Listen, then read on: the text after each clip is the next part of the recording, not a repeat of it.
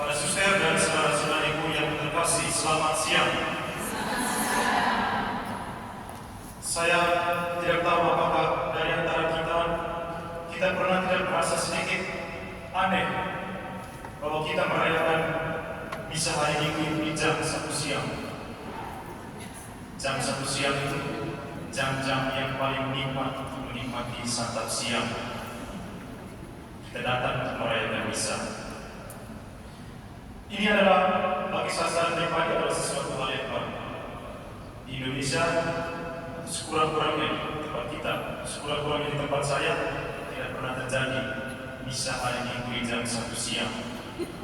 Lalu juga dengan jadwal misa harian. Di beberapa tempat di sini, di Hong Kong, misalnya di Tunjung dan di Dekat Flipi, beberapa minggu terakhir saya bantu merayakan misa harian di sana. Ada jadwal misa harian di malam hari jam 8, bahkan jam 8.30 setengah 9 malam. Jam-jam enak kita mau masuk ke alam mimpi, kemudian merayakan misa. Di tempat saya tidak pernah terjadi seperti itu. Dan saya ketika masih di Indonesia, saya pernah bertanya kepada para orang tua yang datang misa harian di pagi hari. Saya bertanya, mengapa kalian lebih memilih untuk misa harian di pagi hari? Mereka menjawab, karena Romo, kami mau mengawali sebuah hari dengan kekuatan, dengan rahmat, berkat dan juga inspirasi dari Ekaristi yang kami terima di awal hari baru itu. Jawaban yang sangat gembira. Lalu sampailah kemarin ketika saya sedikit merefleksikan tentang bacaan ujian kita pada hari ini, saya kemudian menemukan atau saya kemudian disadarkan bahwa sebetulnya soal datang kepada Tuhan atau datang ke hadapan Tuhan itu terutama bukan soal waktu. Kita bisa datang kepada Tuhan kapan saja. Tidak ada batas waktu tertentu, tidak ada standar waktu tertentu yang membatasi relasi kita dengan Tuhan. Jadi datang kepada Tuhan sebetulnya bukan soal waktu yang tepat, kapan kita bisa datang kepada Tuhan. Sependek pengetahuan saya, kalau saya tidak salah, silakan koreksi saya kalau saya salah. Dalam Injil itu, Yesus tidak pernah bicara tentang kapan kita harus datang kepada Dia. Yang selalu Dia sampaikan kepada kita itu adalah datanglah kepadamu. Kalau kita masih ingat bacaan Injil minggu lalu, Yesus katakan, datanglah kepadaku, kalian semua yang letih dan berbeban berat, kalian akan menemukan kelegaan di dalam. Itu yang selalu Yesus katakan kepada kita. Dia tidak pernah katakan tentang waktu tertentu kapan kita harus datang kepada Dia. Karena sekali lagi, datang kepada Tuhan bukan soal waktu. Biasanya kalau kita perhatikan cerita-cerita dalam kitab suci, khususnya dalam Injil, ada beberapa elemen penting yang membentuk sebuah cerita dalam kitab suci. Katakan, misalnya ada tokoh, orang-orang yang terlibat dalam cerita itu, latar tempat di mana peristiwa itu terjadi, atau ada simbol-simbol tertentu yang berbicara sesuatu yang lebih dalam daripada cerita itu, dan juga ada unsur waktu spesifik. Tapi kita perhatikan dalam Injil tadi, hampir semua elemen itu ada dalam cerita, kecuali waktu. Tapi kita perhatikan di bagian awal Injil tadi, ada satu hal yang pasti. Meskipun kita tidak tahu waktunya kapan, tetapi Injil mendeskripsikan bahwa orang banyak berbondong-bondong datang kepada Yesus. Di sana ada dikatakan pada suatu hari orang banyak berbondong-bondong datang kepada Yesus. Tidak tahu spesifik waktunya, pagi, siang, malam, tapi orang banyak berbondong-bondong datang kepada Yesus untuk mendengarkan ajaran Yesus, untuk mendengarkan setiap kata-kata yang keluar dari mulut Yesus. Juga yang sama dalam perumpamaan yang Yesus sampaikan tadi, perumpamaan tentang sang penabur. Penabur itu kan sama dengan seorang petani, menabur benih di ladang. Dan kita tahu, bagi seorang petani atau penabur, waktu itu adalah hal yang sangat krusial. Waktu itu adalah hal yang sangat menentukan. Dia harus tahu kapan waktu yang pas untuk pergi menabung.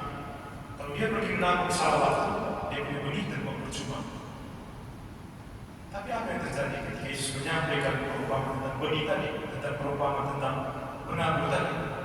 Dia tidak katakan kapan si penabung itu keluar dari rumah dan pergi menabungkan benih. Dia hanya katakan ada seorang penabung keluar untuk menabungkan benih. Jadi, saudara-saudara yang terkasih, satu pesan yang sangat sederhana bagi kita. Sekali lagi, datang kepada Tuhan pertama-tama bukan soal waktu. Datang kepada Tuhan, dekat dengan Tuhan, membangun relasi dengan Tuhan, itu pertama-tama soal hati kita. Kesediaan hati kita, komitmen hati kita, dan keterbukaan hati kita untuk menerima apa yang Tuhan sediakan bagi kita, untuk menerima apa yang Tuhan taburkan dalam hati dan hidup kita. Itu yang paling penting. Sehingga tadi kalau kita perhatikan perumpamaan tentang penabung tadi, menarik sekali. Yesus sampaikan hanya ada seorang penabung, hanya ada seorang penabung untuk 4 jenis tanah yang berbeda. Satu penabur untuk 4 jenis tanah yang berbeda. Ini hemat saya, bagi saya pribadi, adalah gambaran yang sangat sempurna tentang relasi kita dengan Tuhan.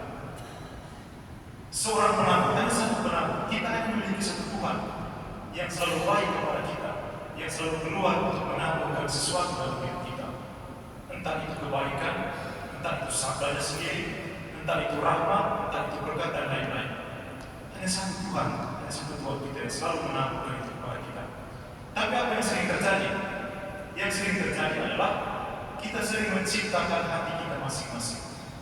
Untuk alasan-alasan tertentu, kita menciptakan hati kita seperti jalanan yang terbuka, yang tanahnya tipis. Karena itu meskipun rahmat Tuhan itu sampai pada hati kita, kan tidak bertahan lama. Kan tidak punya cukup tanah, tidak punya cukup akar yang kuat. Kadang atas alasan tertentu, kita menciptakan hati kita seperti tanah yang berbatu, keras bermain, keras sekali. Bahkan saking kerasnya itu, hati itu dia Roma atau pada untuk tetap keras, tidak bisa. Biar cuaca panas itu tetap keras, tidak ingin meleleh. Hati sekeras batu. Perkataan sesama saja tidak tembus, apalagi perkataan sesama saja. Firman Tuhan saja bisa tembus, apalagi perkataan sesama manusia. Saking kerasnya hati manusia. Terkadang karena alasan tertentu kita menciptakan juga hati kita seperti tanah yang penuh dengan semak berduri. Hati-hati dalam hidup kita, dalam hati kita, biasanya hal yang buruk dan hal yang baik itu bisa tumbuh bersama.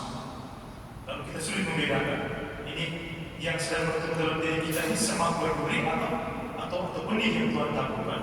Karena apa? Karena kadang semak berduri sebagai simbol atau tanda keburukan itu kan dia memberikan sesuatu yang menyenangkan hati kita. Dan kita agak susah membedakan mana sedang bertumbuh. Hati-hati. Karena kadang alasan-alasan tertentu kita menciptakan hati kita seperti tanah yang berduri. Sehingga meskipun sabda Tuhan, berkat Tuhan, rahmat Tuhan menyentuh hati kita, tidak akan bisa bertahan lama. Karena sudah terlanjur ada duri dan semak belukar dalam hati kita. Karena itu tantangan untuk kita adalah belajar untuk menciptakan hati seperti tanah yang baik. Ciptakan hati kita seperti tanah yang baik. Apa ciri-cirinya? Punya komitmen, punya keterbukaan untuk datang kepada Tuhan. Tuhan akan selalu menampilkan apa yang Dia mau tertampung dalam hati kita. Soalnya adalah kita mau membuka hati kita atau tidak.